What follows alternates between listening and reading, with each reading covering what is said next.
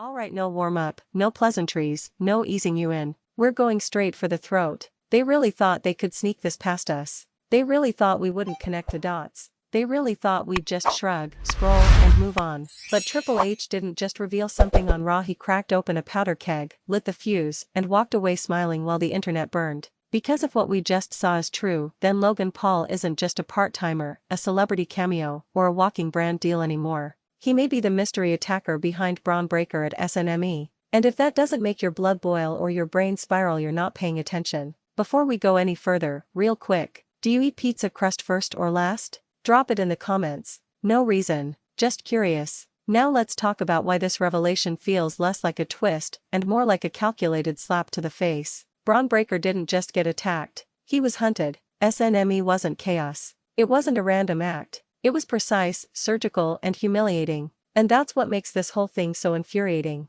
Because Bron Breakker isn't just some guy on the roster, he's the future they've been screaming about for years. Power, intensity, legacy, momentum. And yet, someone waited until the lights were right, the timing was perfect, and the cameras were locked and then struck. No music, no warning, no explanation, just violence and questions. And WWE wanted you confused. They wanted you guessing. They wanted the conspiracy boards lighting up. But here's the problem: Triple H doesn't do accidents. Not anymore. Every beat matters. Every camera cut matters. And on Raw he didn't confirm it with words. He confirmed it with body language, with framing, with silence. Because sometimes the loudest reveal is the one they never officially say out loud. Quick pause: what's your go-to snack during wrestling shows? Sweet or salty? Alright, back to the mess. Let's rewind to SNME. Bron Breakker is riding momentum. He's explosive. He's intense. He's everything WWE claims they want in the next era. Then suddenly boom, taken out. And not by some mid-card nobody trying to make a name for himself.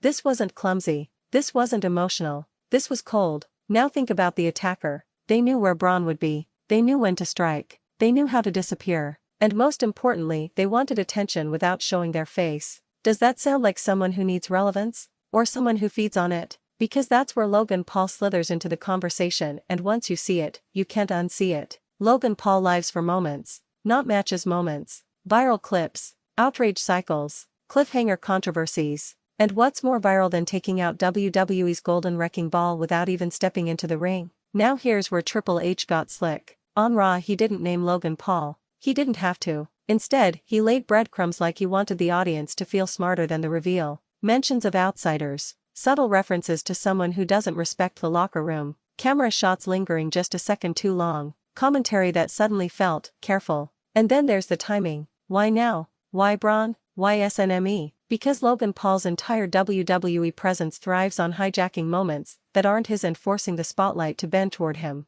And if this is true, if Logan Paul really is the mystery attacker, then this isn't just storyline escalation, it's a declaration of war. Let me ask you something: do you think cereal is better at night or in the morning? Yeah, think about that while we talk about betrayal. Bron Breakker represents everything Logan Paul is not. Bron is legacy. Logan is branding. Bron is intensity. Logan is irony. Bron is built in the ring. Logan is manufactured online. And that contrast? That's gasoline on a fire WWE knows will burn forever. Because imagine the message this sends. Hard work isn't enough. Momentum isn't safe. And no matter how dominant you are, someone with clout can still take you out. That's not just heat. That's rage bait. And WWE knows exactly what they're doing. Here's the part that should really tick you off. Bron didn't get an immediate explanation. No justice. No answers. No retribution. Instead, we got silence, followed by Triple H steering the narrative without resolving it. That's not protection. That's manipulation. And when Logan Paul's name started swirling online, WWE didn't shut it down. They didn't deny it. They let it grow. Because controversy is currency and Logan Paul is a walking mint. Be honest, do you think WWE relies too much on celebrity heat these days? Yes or no? Drop it. I want to see the divide. Now think about Logan Paul's history. He doesn't show up unless it benefits him. He doesn't lose unless it elevates him. And he doesn't attack unless there's a bigger payoff down the line. So why Bron Breakker? Because Bron is the mountain everyone expects to climb eventually. And what better way for Logan Paul to stay relevant than to cut down the future before it fully arrives? Not out-wrestle him. Not outpower him. Just ambush him. That's not cowardice. That's strategy. And Triple H respects strategy. Raw didn't feel normal after that. The energy was off. The pacing was deliberate. And Triple H's presence loomed over everything. You don't tease something like this unless you're planning a long game. And the long game here, it's brutal, because Bron Breakker doesn't just want revenge. He wants to prove he belongs in a world that keeps letting outsiders leapfrog him. And Logan Paul? He wants to prove he doesn't need to belong because the spotlight follows him anyway. That clash isn't just physical, it's philosophical. Random check: would you rather fight one horse-sized duck or 100 duck-sized horses? Yeah. Wrestling is about choices. Now imagine the match. Bron's explosiveness versus Logan's chaos. Raw power versus reckless confidence. Legacy versus algorithms. And here's the scary part. Logan Paul doesn't need to win. All he has to do is survive. All he has to do is steal another moment. And WWE knows that. That's why this reveal, half spoken, half implied, is so infuriating. Because it feels like they're daring you to hate it. And hate drives engagement. But what if this goes deeper? What if Logan Paul wasn't acting alone? What if SNME was just the first domino? Because Triple H loves factions. He loves power plays. And he loves slow burns. And if Logan Paul is the face of this attack, who's backing him? Who benefits from Bron being taken out of the spotlight? Now that's where this gets dangerous. Quick one: do you prefer heel turns or surprise returns more?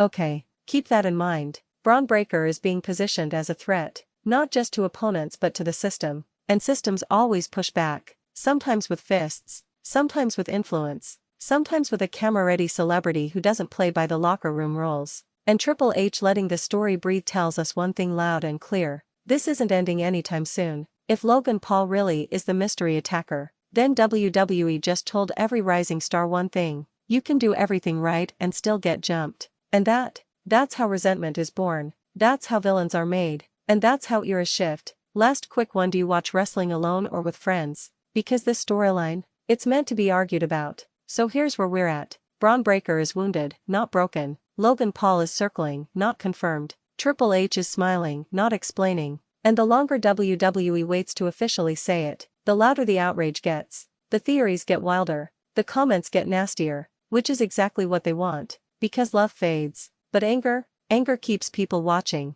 sharing, arguing, and waiting for the next blow. And trust me, another blow is coming. Now I want to hear from you. Do you think Logan Paul really attacked Bron Breakker, or is WWE setting us up for something even bigger? Was this smart storytelling or a slap in the face to homegrown talent? And most important, if this match happens, who actually walks out standing? Sound off in the comments. Argue with each other. Defend your take. Because whether you love it or hate it, Triple H just made sure you couldn't ignore it. And neither could we. And here's the part nobody is talking about loudly enough. Bron Breakker being attacked wasn't just about shock value. It was about control. Because the moment Bron went down at SNME, the entire conversation shifted. Not about his rise. Not about his dominance. Not about where he was headed next. Instead, the narrative became about the mystery. About the attacker. About the shadow behind the violence. And that's how you derail a rocket ship without ever touching the launch button. Now think about Logan Paul again. Logan doesn't wrestle full schedules. He doesn't grind house shows. He doesn't pay dues the traditional way. Yet every time he appears, the spotlight bends toward him like gravity forgot its own rules. So what happens when someone like that decides he wants to redirect the future instead of chasing it? You get exactly what we saw at SNME.